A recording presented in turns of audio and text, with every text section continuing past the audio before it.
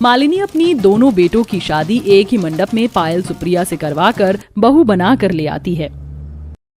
ओह God, इस 10 kilo के bridal लहंगे से मेरा तो दम निकल रहा है। बस फटाफट से ये फालतू की रिचुअल्स खत्म हो, बेडरूम में जाते ही मैं ये जोड़ा उतार के फेंकूंगी। तभी मॉडर्न पड़ोसन मोना पायल के लहंगे की तारीफ करते हुए, Malini darling, I must say कि तुम्हारी छोटी बहू का ड्रेसिंग सेंस काफी अच्छा है। कितनी गॉर्जियस लग रही है इस लाइट शेड लहंगे में।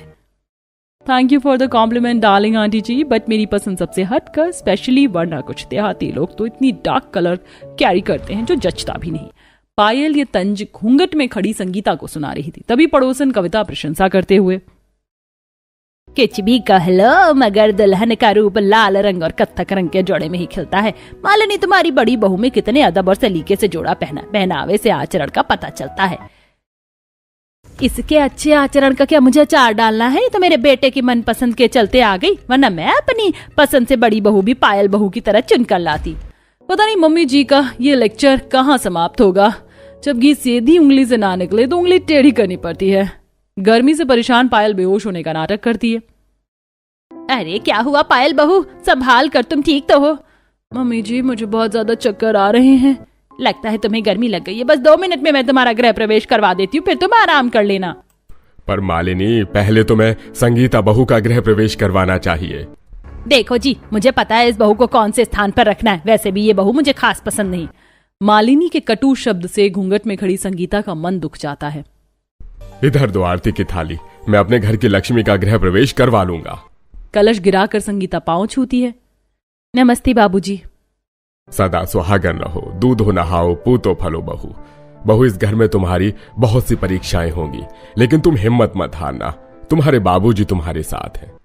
धन्यवाद बाबूजी। दरअसल अमीर पायल को मालिनी अपनी पसंद से चुनकर लाई थी, जबकि संगीता गरीब घर से आई थी। उसकी दर्जी माँ ने एक जोड़े में उसकी विदाई कर दी थी, जिसके चलते मालिनी भेदभाव सहित दोनों का स्वागत करती है। पायल प्लीज जल्दी से आ जाओ, आज पूरी रात यूं ही खराब करने का इरादा है क्या? बस आ गई darling, just give me 2 minutes. बताओ कैसी लग रही हूँ मैं? तुमने ड्रेस चेंज कर लिया? मैं तो घबरा गया था कि कहीं तुम्हें अंदर फिर से चक्कर ना आ गया हो। वो तो मैंने बाहर मेलोड्रामा किया था। आप चेंज करके इस नाइटी में कंफर्टेबल फील हो रहा है। तभी दरवाजे पर खटखटाहट होती। मालिनी हाथों में दूध का ग्लास लेकर खड़ी थी।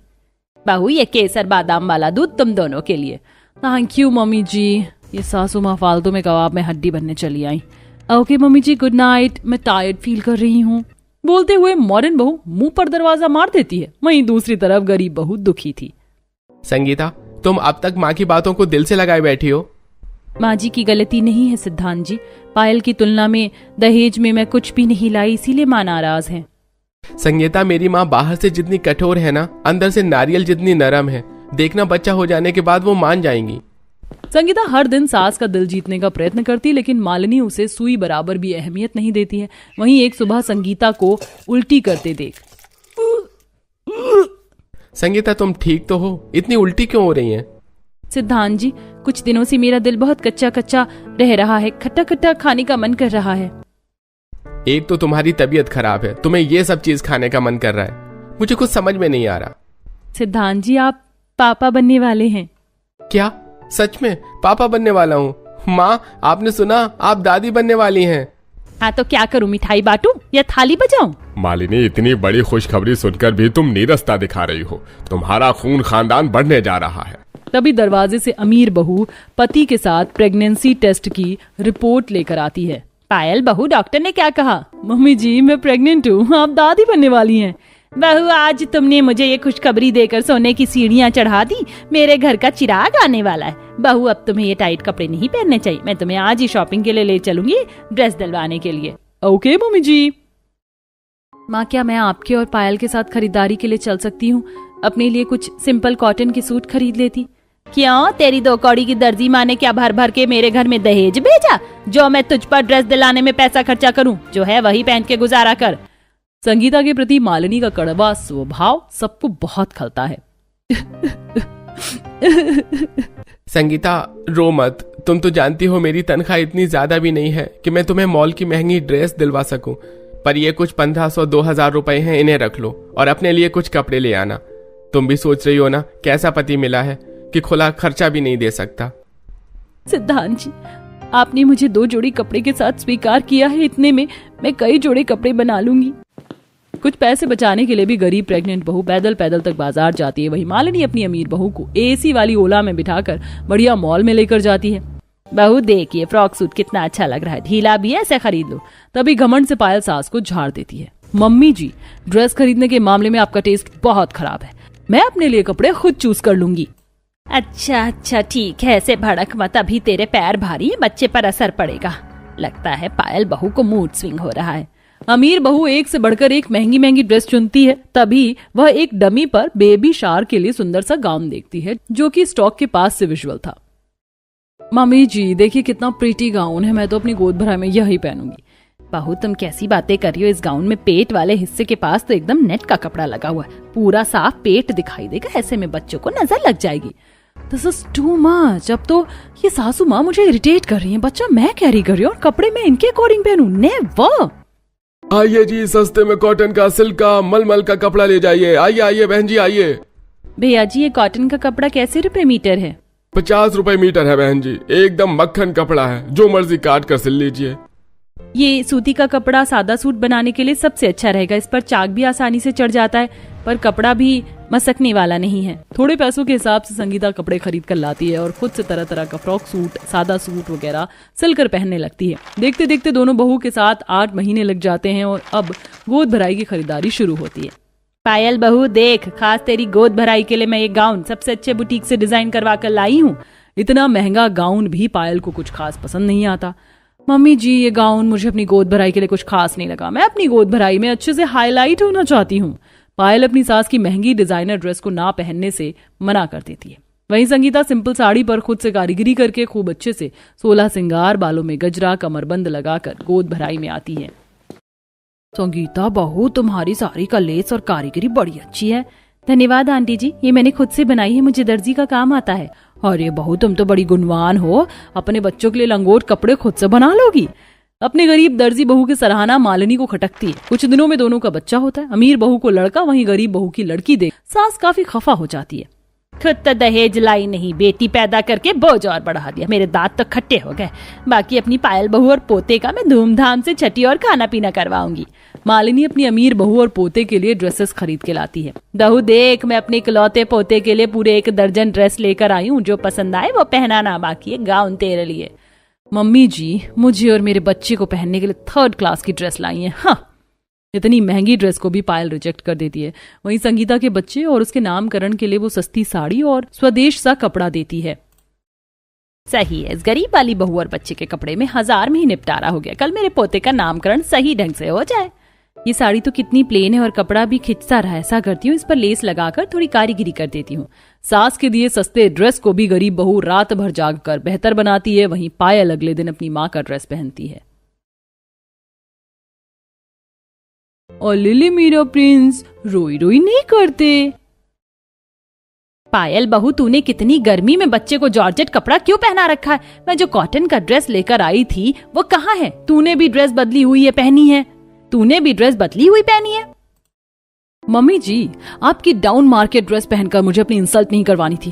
देखिए मेरी मम्मी ने मुझे कितना एक्सपेंसिव ड्रेस प्रेजेंट किया है। नामकरण के पूरे रस्म में पायल अपनी माँ को आगे रखती है, जबकि संगीता अपनी सास को ही प्रथम स्थान देती है, जिसे वो बहुत पछतावा करती है। संगीता बहू मुझे माफ कर दे, मैंने पायल बहू के आगे कभी तुम्हें तवज्जो नहीं दिया। आज बहू ने मुझे एहसास करवा दिया कि किसी के लिए दिल से करने पर अहमियत नहीं मिलती तो कितना ठेस पहुंचता है। अंत में मालिनी अपनी गरीब बहू को उसके रहन सहन पहनने के साथ स्वीकार कर लेती है। बहुत अच्छा लगा जो आज आप मेरे घर आई, नहीं तो जब से आपके घर में भी बहू आई है हम दोनों तो एक दूसरे के घर का रास्ता ही भूल गए। शांता जी सही बोला, आज बस मैंने सोच लिया था कि पड़ोस में आज होकर ही आऊंगी। ऐसे भी कहीं होता है भला कि कहाँ तो हम लोग रोज मिलते थे और अब एक दूसरे से मिलने का वक्त ही नहीं मिल पाता है। हाँ हे भगवान, कितनी तेज गरज हो रही है, लगता है कि बारिश होने वाली है। अरे बहुओं, अरे शिखा और प्रिया यहाँ आओ। जी माँ जी बोलिए। बहुओं देखो मौसम कितना मस्ताना हो रहा है और शांता जी भी कितने दिनों के बाद आई हैं। तुम दोनों एक काम करो, जाओ जाकर बढ़िया चाय और पकौड़े बना दो। और हाँ बहुओं, मुझे पकौड़े बस आलू और प्याज के अच्छे लगते हैं और साथ में अदरक वाली चाय, यही बरसात की जान होती है। जी मैं समझ गई। अरे नहीं, चाय के साथ पकौड़े बनाने पड़ेंगे। इतनी अच्छी बारिश आने वाली है, उसको एंजॉय करने के बजाय मैं चाय पकौड़े बनाऊं? नहीं, ऐसा नहीं हो सकता। जल्दी से बचने का कोई बहाना सोच शिखा। माँ जी, मैं ना चाय बना दूंगी। शांता जी, मैं अदरक की चाय इतनी अच्छी बनाती हूँ कि बस पूछो नहीं। और प्रिया पकौड़े बना देगी, इसके हाथ के पकौड़े बहुत स्वादिष्ट होते हैं। क्यों प्रिया? जी। शिखा ने बड़ी ही चालाकी से पकौड़े बनाने का काम प्रिया को सौंप दिया और खुद बस चाय बनाने को रसोई में आ गई। शिखा और प्रिया दोनों शांति की बहुएं थीं, जिनमें शिखा बड़ी और प्रिया छोटी बहू थी। दोनों ही बहुओं के मिजाज में अंतर था। एक तरफ जहां शिखा कामचोर टाइप की थी, तो वहीं प्रिया काफी सीधी सादी और मेहनती थी। आज भी शिखा चालाकी से रसोई में आई और उसने 2 कप चाय बनने को रख दी। इतने में ही बारिश तेज हो गई। अरे वाह, कितनी तेज बारिश हो रही है। इतनी अच्छी बारिश हो और मैं उसमें ना भीग पाऊं, ऐसा हो सकता है क्या? प्रिया, मैंने चाय बनने को रख दी है, अब इसको ना तुम देख लेना। बारिश इतनी अच्छी आ रही है तो मैं इसमें भीगने जा रही हूँ। पर भाभी चली गई। अरे वाह, बारिश के भीगने का मजा ही अलग है। अच्छा हुआ जो कि चाय भी प्रिया पर ही मैं छोड़ आई। कितनी अच्छी बारिश है। चाय बनाने के चक्कर में तो ये सारी ही मिस हो जाती है। ये मौसम की बारिश, ये बारिश का पानी, ये पानी की बूंदे तुझे तो ढूंढे, ये मिलने की ख्वाहिश, ये ख्वाहिश पुरानी, वो पूरी मुझी से मेरी ये कहानी। ये छत से कैसी आवाज आ रही है? लगता है कि शिखा छत पर है। इसने फिर वही किया। बेचारी प्रिया ही चाय और पकौड़े दोनों चीजें बनाने में लगी हुई होगी। ये भाभी भी ना सारी जिम्मेदारी मेरे सर पर ही छोड़ गई है। मेरे आलू तो कट गए, अब जल्दी से इनके पकौड़े बना देती हूँ। चाय भी वैसे ही तैयार सी है, एक बार चख लूं कि सही बनी भी है कि नहीं। ये क्या बनाया है भाभी ने? ना इस चाय में चीनी है और ना ही अदरक, बस दूध में पत्ती लगा दी है। मुझे चाय भी दोबारा बनानी होगी। खुद तो चली गई बारिश को एंजॉय करने। प्रिया ने ऐसे बोलकर चाय दोबारा बनने के लिए रखी और साथ साथ पकौड़े बनाए। कुछ ही देर में उसने दोनों चीजें बना दी, जिसके बाद वो उन्हें शांता और शांति के आगे लेकर गई। अरे वाह, चाय और पकौड़े, वो भी बारिश के वक्त। खाओ शांति जी, बहू तू भी ले ले।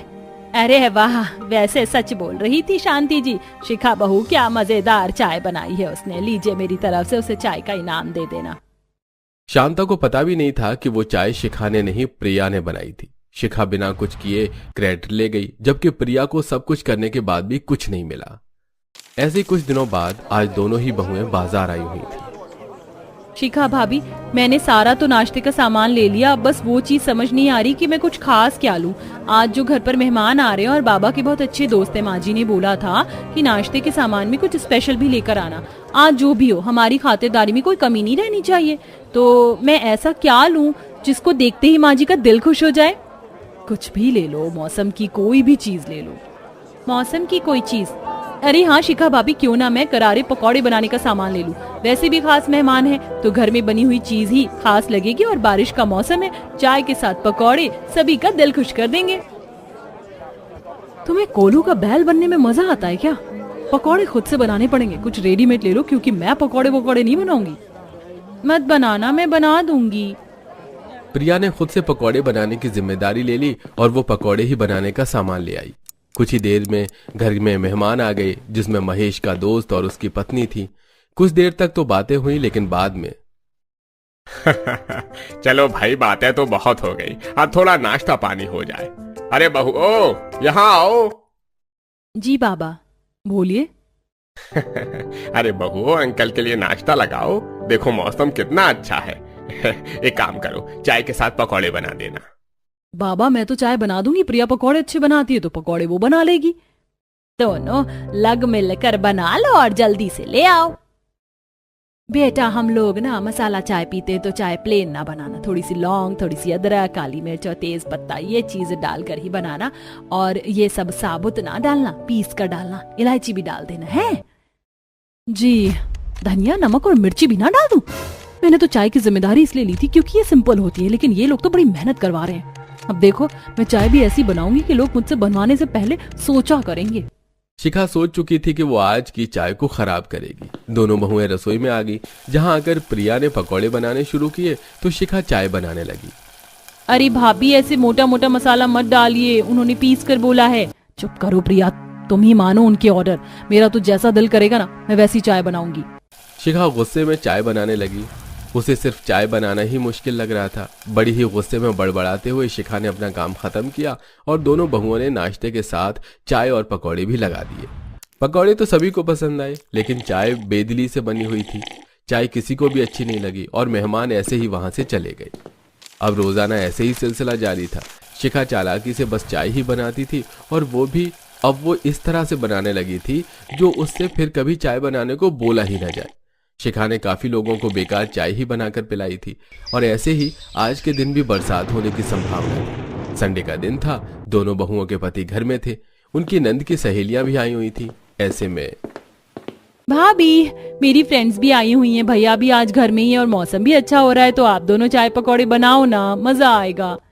बरसात में तो सभी की जबान चटोरी ही हो जाती है। ठीक है सोना, हम जाते हैं बनाने को। मैं तो हमेशा की तरह बस चाय ही बना दूंगी। नहीं बहुओं, जरा रुको। शिखा बहू, आज तू चाय और पकौड़े दोनों बनाना। और हाँ, आज हमें नॉर्मल चाय नहीं, कुल्हड़ की चाय पीनी है और साथ में आलू मिर्च और प्याज के पकौड़े। जा जल्दी से बना कर ला। क्यों माँ जी? बस मैं ही क्यों? क्यों? जब सिर्फ प्रिया रसोई के काम करती थी तब ये सवाल नहीं उठता कि सिर्फ प्रिया ही क्यों? मैं कब से देख रही हूँ शिखा कि तू बस अपने हिस्से में आसान काम को ही लेती है और उसमें भी पूरा नहीं डालती। और अब तो तुझसे वो एक काम भी ना करवाया जाए, इसीलिए तू कामों को बिगाड़ने भी लगी है। लेकिन तुझे क्या लगता है कि हम सभी बेवकूफ हैं? नहीं बेटा, बिल्कुल भी नहीं। हम तुझसे ज्यादा समझदार हैं। अब जा और तू सभी के लिए चाय पकौड़े ला। और हाँ, ध्यान से अच्छे से बनाना, कोई कमी हुई तो दोबारा बनवाऊंगी। शिखा शांति के आगे कुछ नहीं बोल पाई और वो शांति से चाय पकौड़े बनाने को आ गई। जरा तेवर तो देखो मेरी सास की, बूढ़ी हो गई है लेकिन अकल कम नहीं हुई है। अब तो मैं भी बिगाड़ नहीं सकती हूँ क्योंकि दोबारा बनाना पड़ेगा। चल शिखा, जल्दी जल्दी से चाय पकौड़े बना और सभी को दे दे। शिखा ने आज रसोई में जी जान से काम किया। उसने कुल्हड़ वाली चाय बनाई, साथ ही उसने बहुत ही करारे करारे पकौड़े बनाए।